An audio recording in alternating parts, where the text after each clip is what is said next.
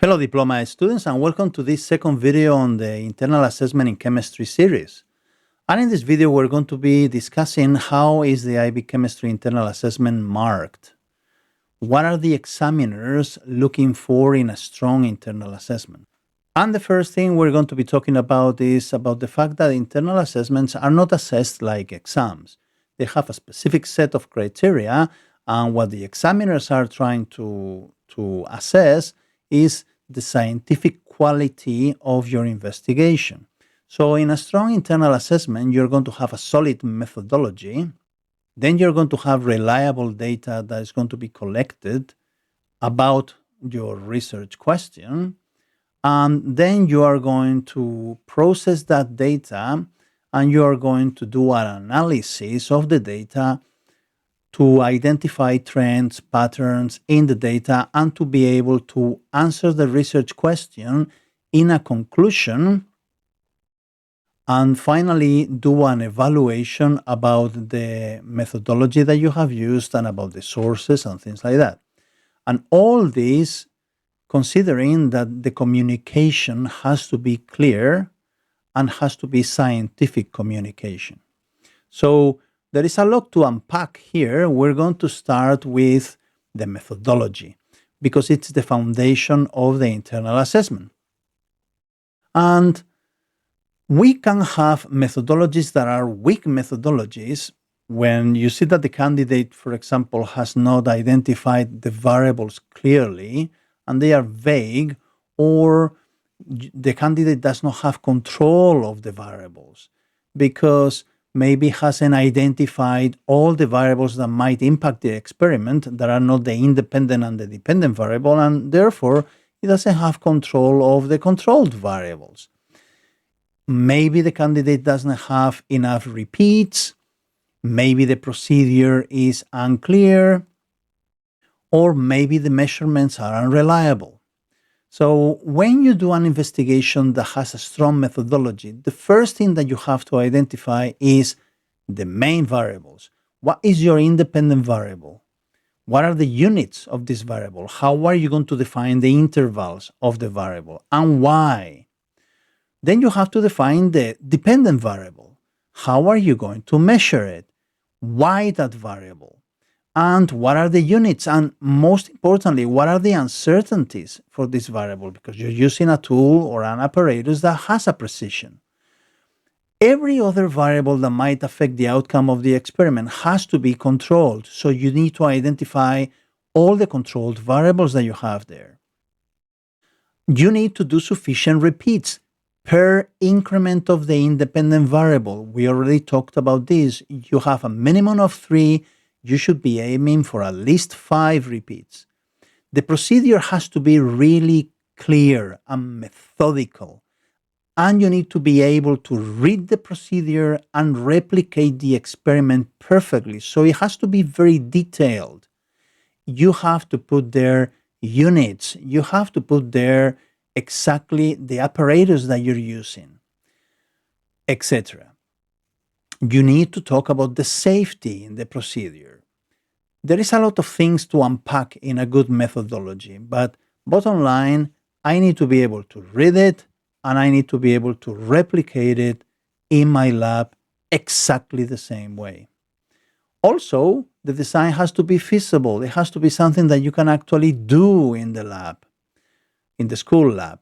And the measurements that you are getting from this methodology have to be precise, because if you don't have precise, reliable measurements, the data is not going to be reliable, the analysis is not going to be good, and then you're going to have a poor conclusion. All right, so let's talk a little bit about the analysis, because many students believe that analysis simply means presenting the calculations, graphs, and processed data.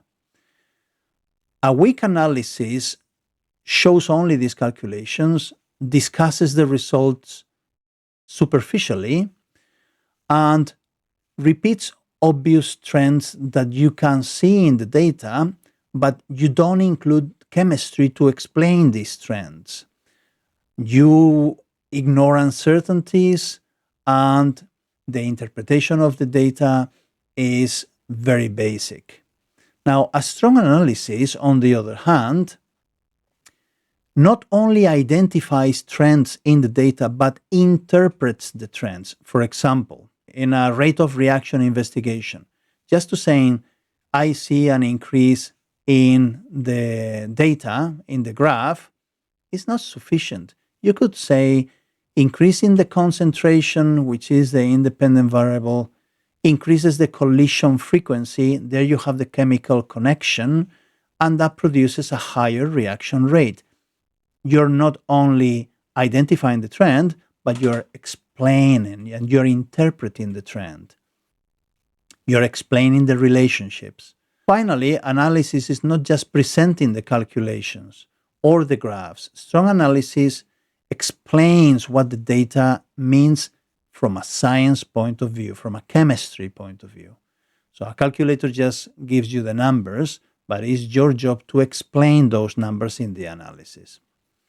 All right, let's talk a little bit about the conclusion. The conclusion is a very important part of your essay because it's the specific part of your essay where you use the analysis of the data that you have gathered, and you use this analysis to answer specifically the research question. So, in a weak conclusion, you have claims that are too general. You have statements that might not be supported by your data. You are ignoring things like uncertainties. You're just repeating the theory. You just want to see data in your investigation, but there is not a connection with the data that you're obtaining. So you're talking to me about the theory behind, but not about the data that you're obtaining in the investigation. And sometimes you just exaggerate the certainty. Whereas a strong conclusion is always supported by the data that you get in the experiment. Is linked to the analysis that you have previous to the conclusion. You acknowledge the uncertainty of the measurements. It's connected to chemistry. You're using chemistry to explain your data. And finally, explains the limitations and is scientifically justified. So, strong conclusions are careful and they are evidence-based, directly supported by the data that you have. A conclusion should reflect what the investigation actually demonstrated, not what you want to happen. Your data is your data, and what you're interpreting in the analysis is your data. You can compare this to the scientific literature. Yes, that gives you value in the analysis, but you still have got your data. That data has to be good. So you can say things like, okay, this conclusion is only valid for this particular range in the independent variable. Or this conclusion is only valid within the tested range. And finally, let's talk a little bit about the evaluation. Because a lot of students think that an evaluation is just listing the errors that you might be getting in your investigation. But a strong evaluation explains how limitations actually affect your investigation. So in a weak evaluation, you just put a list of random limitations and followed by a list of improvements that might not even be realistic, and they are very generic. You don't have a link to your own results, and the discussion of the whole evaluation is superficial. You say things like human error and stuff like that. In a strong evaluation, you are assessing the impact of the limitations in the reliability of your data. You're linking the weaknesses that you find in your methodology to the data quality. You are proposing realistic suggestions that might improve the quality of the data that you are obtaining. So you're discussing the reliability of the data. You are evaluating the methodology critically. And finally, you are scientifically justifying the improvements that you are suggesting. So many candidates, when they are sending the internal assessments, they lay this down in a table where they identify a limitation, and per limitation, they actually tell me how the limitation impacts the reliability of your data. So how the limitation impacts the investigation and therefore your data, and also talk about a particular suggestion for improvement to do with that limitation. And this improvement is something realistic. So just saying using more accurate equipment is very general. You could say, well, I'm going to be using a colorimeter to reduce the uncertainty in the measurement of the change of color because it's more precise. So an evaluation is not just an identification of problems, but an explanation of how those limitations have affected your data, the precision, and the reliability of your data. A good evaluation improves the science, not just the word count. And finally, let's talk a little bit about communication, because a clear communication in your internal assessment helps the examiner to reward the marks that you deserve in the different criteria. In the investigation, you need to have clear tables with units, with uncertainties.